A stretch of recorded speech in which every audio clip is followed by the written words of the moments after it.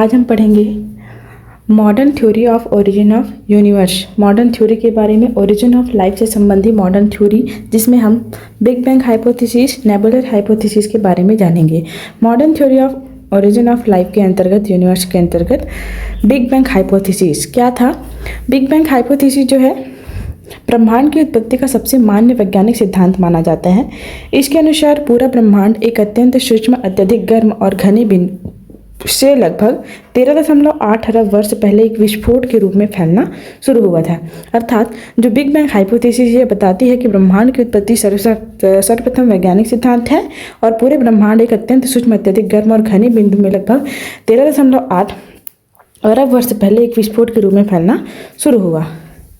Big bang theory जो है इस प्रकार से ओरिजिनेट हुई। टाइम, टेम्परेचर के अकॉर्डिंग जो है स्थितियाँ बदलती गई और यहाँ जो है समय के अकॉर्डिंग जो है परिवर्तन देखने को मिला। सिंगुलैरिटी में ब्रह्मांड की सारी ऊर्जा और पदार्थ एक छोटे बिंदु में केंद्रित थे। बिग बैंग महाविस्फोट लगभग 13.8 अरब वर्ष पहले उस बिंदु में तीव्र विस्फोट हुआ जिससे समय, स्थान और पदार्थ की उत्पत्ति हुई। इसका एक्सपेंशन, विस्तार। विस्फोट के बाद क्या हुआ? ब्रह्मांड लगातार फैलता जा रहा था और आज भी यह फैल रहा है, जैसे कि एडविन हबल ने सिद्ध किया हुआ है। तो एक्सपेंशन होना शुरू हुआ इसमें। इसके एविडेंसेस, हबल्स लॉ, आकाशगंगाएं एक दूसरे से दूर जा रही हैं। हबल्स लॉ के अकॉर्डिंग जो मिल्की वे हैं वो एक दूसरे से दूर जा रही हैं। इसके एविडेंस में प्रमाण मिले बिग बैंग हाइपोथेसिस के संबंध में। Cosmic microwave background radiation CMBR महाविस्फोट की बची हुई ऊष्मा है जिसे वैज्ञानिकों ने सर्वप्रथम खोजा था। हाइड्रोजन और हीलियम की अधिकता, प्रारंभिक ब्रह्मांड में इतने तत्वों में इसका निर्माण हुआ।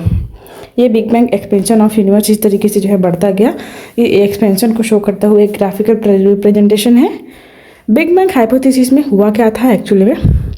तो द बिगनिंग जो है इसकी शुरुआत 13.8 अरब वर्ष पहले पूरा ब्रह्मांड जो है बहुत छोटा, गर्म और घना बिंदु था। ना समय था, ना स्थान, ना तारे थे, ना ग्रह थे। तो इस अनुसार जो है 13.8 अरब वर्ष पूर्व जो है बिग बैंग हाइपोथेसिस का ओरिजिनेट हुआ, बिगनिंग हुई, इनकी शुरुआत हुई। बिग बैंग महाविस्फोट, सूक्ष्म बिंदु से एक अत्यंत शक्तिशाली विस्फोट हुआ और समय, स्थान की शुरुआत हुई और ऊर्जा, पदार्थ, मैटर का निर्माण जो है बनना शुरू हुआ। धीरे धीरे इनमें एक्सपेंशन हुए और जो है वातावरण ठंडा होता गया। विस्फोट के बाद ब्रह्मांड तेजी से फैलने लगा और ठंडा होने लगा। जैसे जैसे ठंडा हुआ इसमें प्रोटॉन, न्यूट्रॉन, इलेक्ट्रॉन ऐसे मटेरियल्स जो हैं बनने लगे। फिर हाइड्रोजन और हीलियम जैसे हल्के तत्व भी बनने लगे। तारे और आकाशगंगाएं बनी। इसके पश्चात क्या हुआ? Formation of star and galaxies. कुछ करोड़ वर्षों बाद गैसें इकट्ठी होकर तारे, नेबुला और गैलेक्सीज बनने लगी। अर्थात धीरे धीरे स्टार्स और गैलेक्सी का फॉर्मेशन होना शुरू हुआ। प्रेजेंट यूनिवर्स, आज भी जो ब्रह्मांड लगातार फैल रहा है। हम जो देखते हैं सूर्य, ग्रह, पृथ्वी, सब उसी महाविस्फोट का परिणाम है। ऐसा जो है बिग बैंग हाइपोथेसिस के अनुसार हमें जानकारी प्राप्त होती है। बिग बैंग परिकल्पना की कमियां देख लेते हैं। ये विस्तार का जो एक्सप्लोरेशन है इसके साथ ही इसमें कुछ लिमिटेशंस भी दिखाई देती हैं। Limitations of big bang hypothesis, singularity की व्याख्या जो है यह नहीं कर पाता है कि यह एक्चुअली में था क्या या किस तरीके से हुआ। यह सिद्धांत बताता है कि ब्रह्मांड एक सिंगुलैरिटी से शुरू हुआ, लेकिन यह सिंगुलैरिटी से उत्पत्ति कैसे हुई इसके बारे में जानकारी जो है प्रोवाइड नहीं करा पाता है। तो ये एक प्रकार का लिमिटेशन है इनका। बिग बैंग से पहले क्या था इसका कोई स्पष्ट आंसर जो है इसमें देखने को नहीं मिलता है। विस्तार के कारण का अभाव, यह बताने में भी असमर्थ रहा यह सिद्धांत जो है कि विस्तार कैसे हुआ और क्यों हुआ। सिद्धांत बताता है कि ब्रह्मांड फैल रहा है, लेकिन विस्तार शुरू क्यों हुआ, इसका वैज्ञानिक कारण क्या था, यह जो है इसमें एक्सप्लेन नहीं किया गया। इसके बारे में जानकारी यह प्रोवाइड नहीं कर पाता। तो यह भी इसकी एक्सप्लेनेशन, लिमिटेशंस हैं। डार्क मैटर और डार्क एनर्जी की स्पष्टता, ब्रह्मांड का अधिकांश भाग डार्क मैटर और डार्क एनर्जी से बना है, पर बिग बैंग सिद्धांत इनके बारे में स्पष्ट जानकारी जो है प्रोवाइड नहीं करता है। ब्रह्मांड का अधिकांश भाग डार्क मैटर और डार्क एनर्जी से निर्मित हुआ है। यूनिफॉर्मिलिटी की समस्या, ब्रह्मांड में हर दिशा में तापमान और पदार्थ लगभग समान है, जबकि अगर विस्फोट हुआ होता तो असमानता होनी चाहिए थी और हॉरिजॉन प्रॉब्लम जो है इसे कहा जाता है। तो यूनिफॉर्मिलिटी की समस्या इसमें देखने को मिलती है। ब्रह्मांड के भविष्य की अस्पष्टता, सिद्धांत यह नहीं बताता कि ब्रह्मांड कब तक फैलता रहेगा, क्या कभी यह संकीर्ण कोलैप्स होकर वापस सिकुड़ेगा, इसके बारे में भी जानकारी जो है यहाँ से प्राप्त नहीं होती है।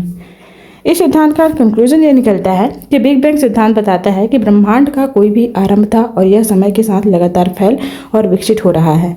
बिग बैंग सिद्धांत ब्रह्मांड की उत्पत्ति की एक सशक्त व्याख्या तो देता है, लेकिन इसकी कई बातें अभी भी अधूरी और अनुत्तरित हैं, जो कि इसके लिमिटेशन शो करती हैं।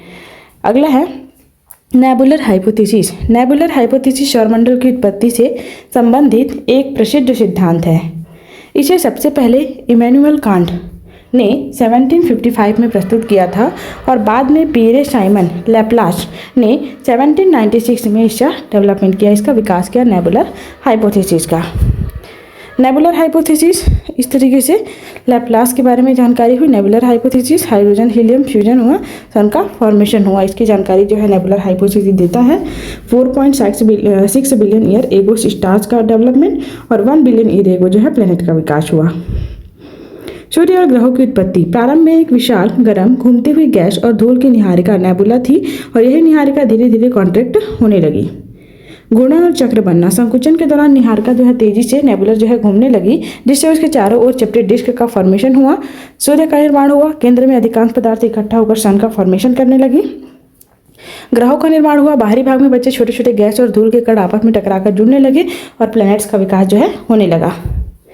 इनकी भी कुछ कमियां देखने को मिली नेबुलर हाइपोथेसिस की। यह स्पष्ट नहीं करता है कि नेबुलर जो है घूमना कैसे शुरू हुआ, किस कारण से वह घूम रहा था, इसकी जानकारी नहीं मिलती है। यह सिद्धांत ग्रहों के विभिन्न घनत्व और संरचना को पूरी तरह से नहीं समझा पाता है। आधुनिक खगोल विज्ञान ने इसे संशोधन और नए मॉडल जैसे सोलर नेबुलर डिस्क मॉडल भी जोड़ के रखा हुआ है। कंक्लूजन। नेबुलर हाइपोथेसिस से कंक्लूजन निकलता है कि पूरा सौरमंडल जो है एक ही गैस और धूल के बादल से बना हुआ है और सूर्य तथा ग्रह उसी पदार्थ के हिस्से हैं, ऐसा इसकी जानकारी हमें मिलती है। इस तरीके से दिखाई देता है। तो ये जो है इसमें हमने बिग बैंग हाइपोथेसिस और नेबुलर हाइपोथेसिस के बारे में जाना। इससे संबंधित PDF यदि आपको प्राप्त करना हो तो डिस्क्रिप्शन में टेलीग्राम लिंक अवेलेबल है, वहाँ से आप PDF प्राप्त कर सकते हैं।